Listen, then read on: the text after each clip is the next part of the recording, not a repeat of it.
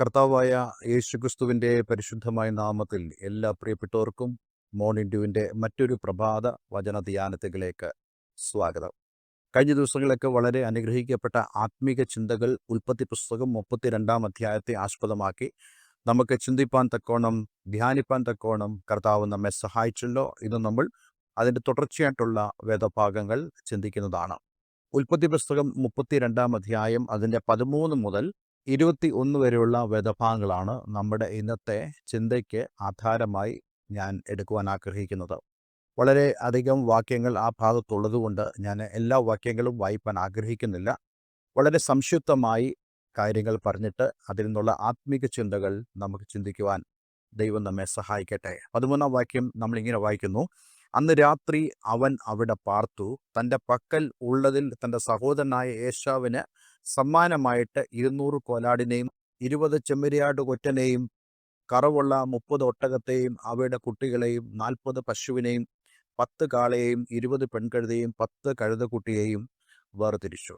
ഞാൻ ഇത്രയും ഭാഗങ്ങൾ വായിച്ചതിൻ്റെ കാരണം യാക്കോബിനെ ദൈവം എത്രമാത്രം അനുഗ്രഹിച്ചു എന്നുള്ളതിൻ്റെ ഒരു സൂചന നൽകുവാനാണ്.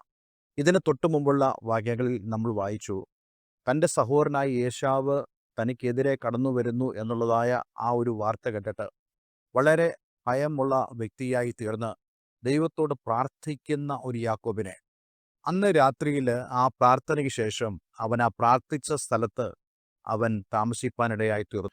പക്ഷെ അന്ന് രാത്രിയിൽ ഞാൻ ചിന്തിക്കുന്നു, യാക്കോബിന് ഒട്ടും ഉറക്കം വരുന്നില്ല. എന്തായിരിക്കാം കാരണം? യാക്കോബേ, നീ പ്രാർത്ഥിച്ചില്ലേ? നിനക്കൊരു സമാധാനം ലഭിച്ചില്ലേ? നമ്മുടെയൊക്കെ ജീവിതത്തിൽ അങ്ങനെയാണ്. പലപ്പോഴും എത്രമാത്രം പ്രാർത്ഥിച്ചാലും മനസ്സിന് ഒരു സമാധാനം കിട്ടാത്തതായ അവസ്ഥയുണ്ട്. ഇതെന്താണ് കാണിക്കുന്നത്?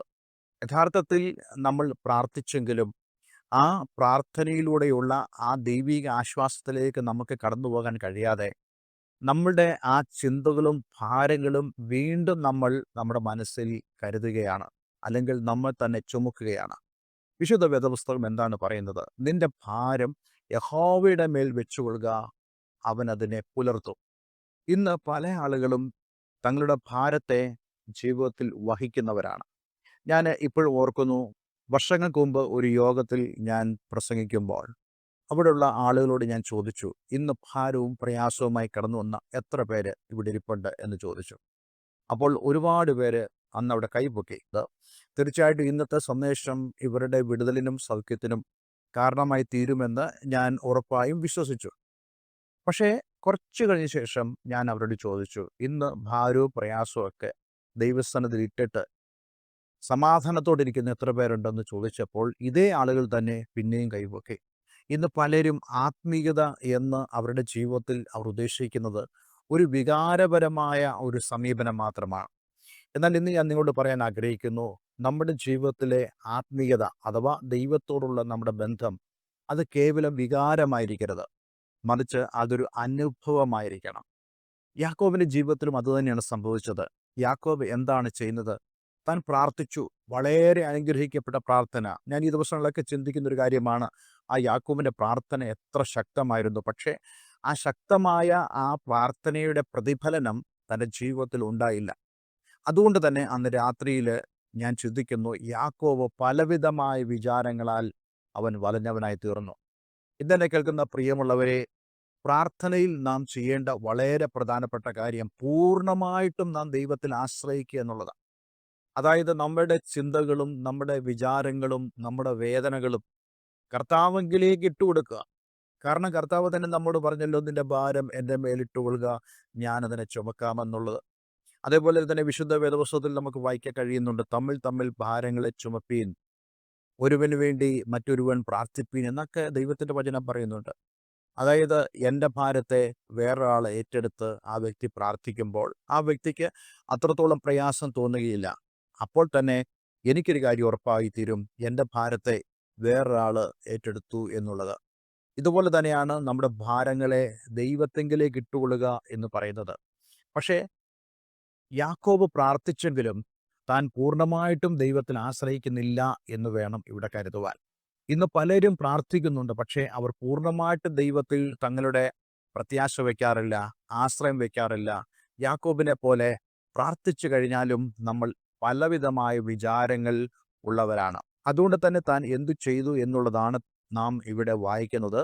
അന്ന് രാത്രി അവനിവിടെ പാർത്തു. അവൻ ചില ക്രമീകരണങ്ങൾ ചെയ്യുക. തൻ്റെ സമ്പത്തിൽ കുറച്ചു ഭാഗങ്ങൾ, ഇവിടെ നമുക്ക് കാണാൻ കഴിയുന്ന സമ്പത്ത് എന്ന് പറയുന്നത് മൃഗസമ്പത്താണ്. യാക്കോബിന് കൂടുതലുണ്ടായിരുന്നതും മൃഗസമ്പത്താണ്. അതിനെ 3 ഭാഗങ്ങളായി തിരിച്ച് 3 ദാസന്മാരുടെ കയ്യിൽ ഏൽപ്പിച്ചിട്ട് യാക്കോബ് ഇപ്രകാരം പ്ലാൻ ചെയ്തു.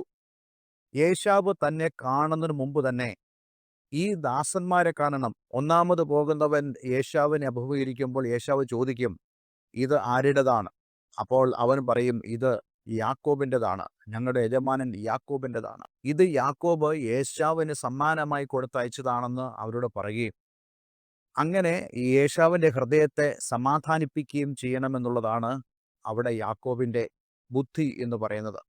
വീണ്ടും ഏശാവ് ഈ സമ്മാനം സ്വീകരിച്ച് മുമ്പോട്ട് വരുമ്പോൾ വീണ്ടും താൻ ഇപ്രകാരം ഒരു കൂട്ടത്തെ കാണുകയാണ്. രണ്ടാമത്തെ ദാസനോടും ഇതേ കാര്യം തന്നെ ചോദിക്കുകയും ഇതേ മറുപടി തന്നെ കൊടുക്കുകയും ചെയ്യും.